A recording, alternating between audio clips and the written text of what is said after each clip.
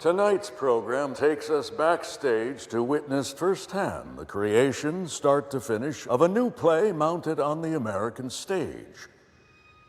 Asteroid City does not exist.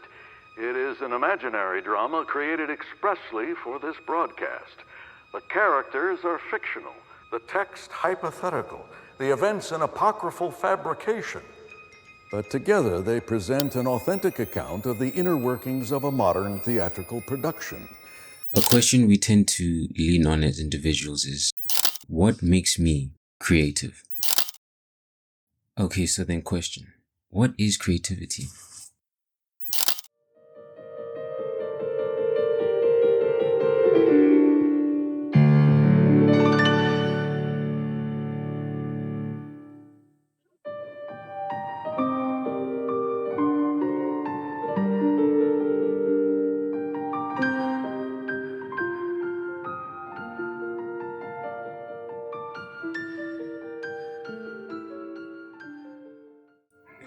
See, I find myself struggling with such a concept these days because I could not find a resolution nor motivation to conduct my own research.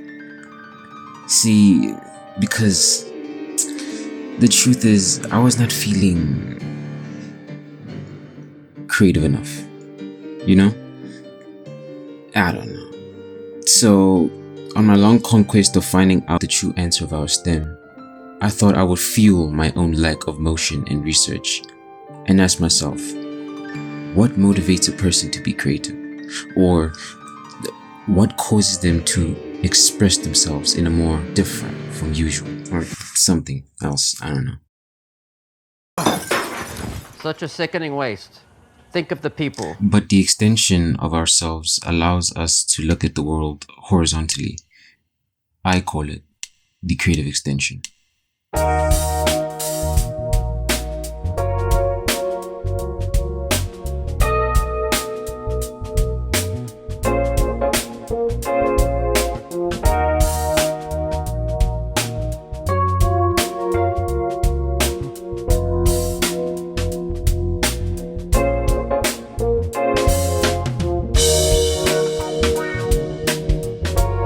The false true identity or nature that we have to come true to ourselves each time we step out of our comfort zone.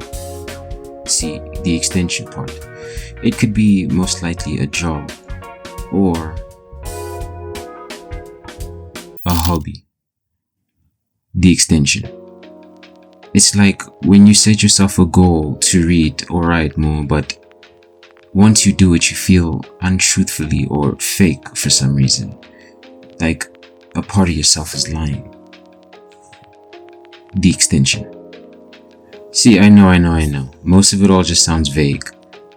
Actually, I don't know. It's still a work in progress mostly. But I initially thought that true struggle brought out the raw emotion and drive to be creative. That's where all this stemmed from. That's where I was hoping to find my answer actually. I mean, see, technically I wasn't wrong. It wasn't out of true pure frustration and stress. Turn that into your greatest piece of artwork, and that creativity brewed from the blood begs the question: creativity, true aesthetic, true artistry. Where does it stem from?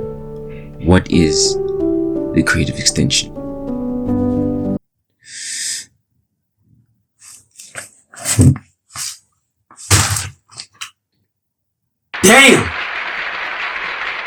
Damn! See, that's the question that I boiled myself down to eventually. Even though I really didn't know how to figure out the answer, I did know where the question stemmed from. So that eventually led me to Act 1, the research pile. Not much of a very conclusive research pile, but it's one that sums up the main question of what I was looking for in why I wasn't feeling creative enough. So that was just to clarify to myself and no one else. So, you know. Here's Johnny! I picked up most of my research of what my mind was telling me at the time.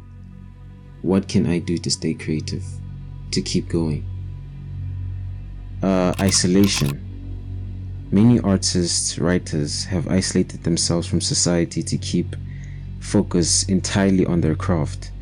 Isolation can lead to feeling loneliness and annihilation, but sometimes it's a real necessity to really feel with one and in depth with your work. That seems creative work to me, you know. But then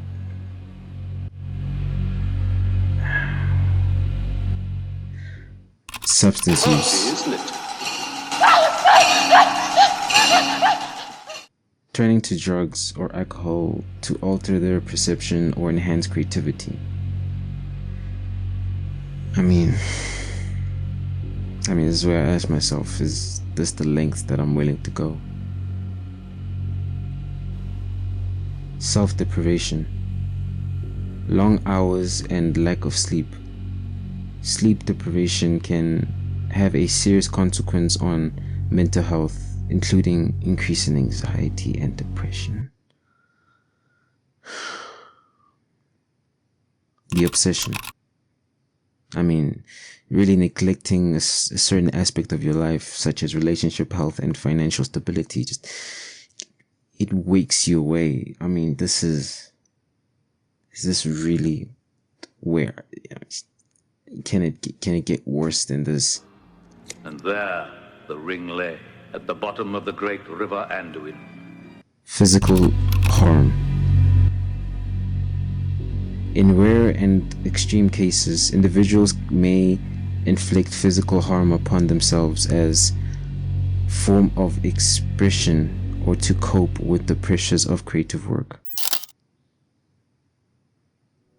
I ask myself if this is the answer I was looking for, the reason behind my self-depriving of wake, the uncertainty. My vision is closer to the reality of the world. I can make people feel what it's like to be alive.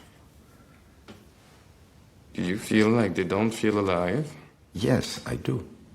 Vincent van Gogh began painting in the last decade of his life and produced over 2,000 various pictures. Van Gogh's act of cutting off parts of his ears is often cited as it highlights the profound impact his mental state had on his life and work. His story serves as a poignant reminder of the complex relationship between creativity and mental health. One of his contemporaries, Munich himself, wrote once in a review of his work, The Scream. I painted the clouds like red blood, the colors screaming, echoes of Van Gogh's sanguine comment of the Night Cafe, a place where one can ruin oneself, go mad, or commit a crime. But through all that, the still life. Van Gogh crafted numerous still lifes, often depicting flowers, fruits, everyday objects. These paintings showcase the ability to capture the beauty and simplicity and the vibrancy of life through his use of color and brushwork. It's true, as Amanda Kay herself said, the making of things is governed by art, and the doing of things is by prudence. As I'm writing this part of the script, this really stands out to me. I just cited this word right here, simplicity, from. Out of every single Van Gogh pieces, the still life, that does it for me, because it highlights the simplicity in things, and that's, to be honest, that's That's sort of that. I mean, that's that. I guess that's what I've been missing this entire time. That's my answer. That's it. I mean, we tend to stretch out and try to reach and focus on more the difficult perspectives of life because we think that it would give us more efficient and professional results. And honestly, who wouldn't think of the most effective ways to actually get results? And I mean, that's the whole reason why I wrote this script and this entire videos. I wanted to see more profound and actually get deep into the creative experience and how we can extend upon it as the self. But I mean,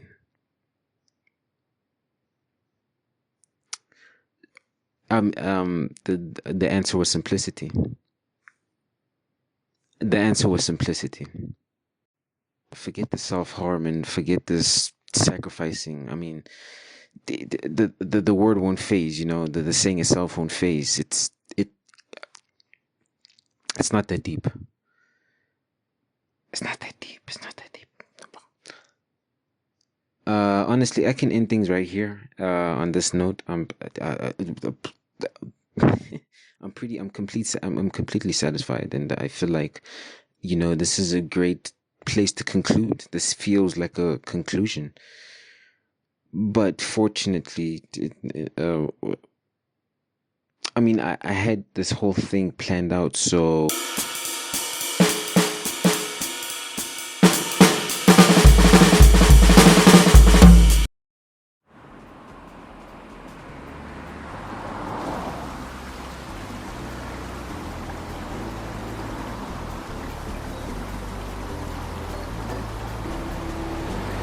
My name is Chanel, and what does creativity in me? It's literally in my blood. Everything that I do or say is centered around being creative.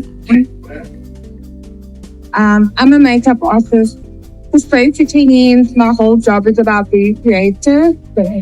I'd say the best part about it is that every day I get a new canvas, a new person, and because of that, I make connections as well as explore my faith. And I love it. I'm not saying to I love it. I feel like everyone is creative, and creativity is in the eye of the beholder. So in this, it's it.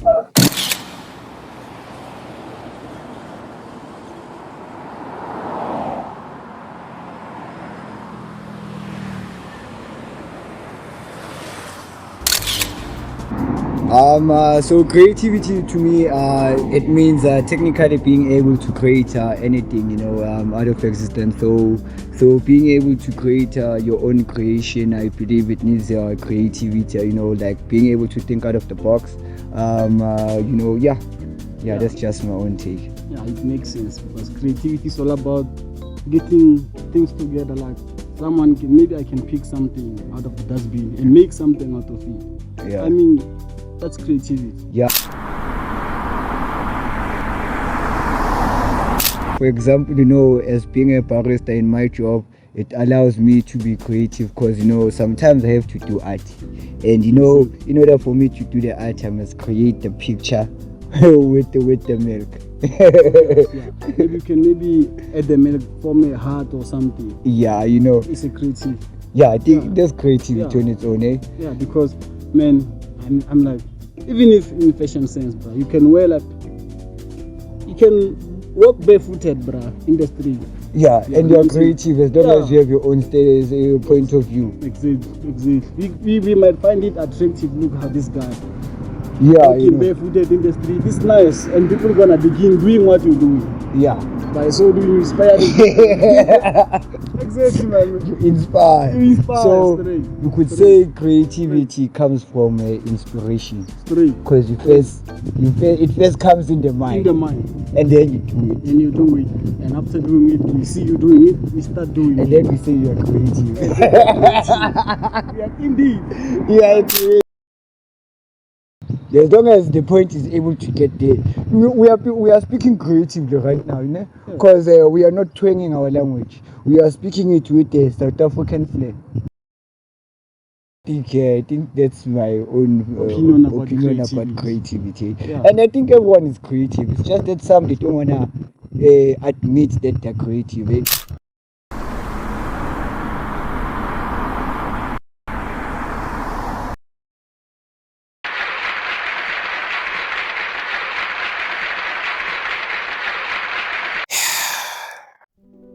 No matter how life changing and impactful our experiences are as individuals, we'll actually never be able to find ourselves as long as we can admit to our individualistic identities of self.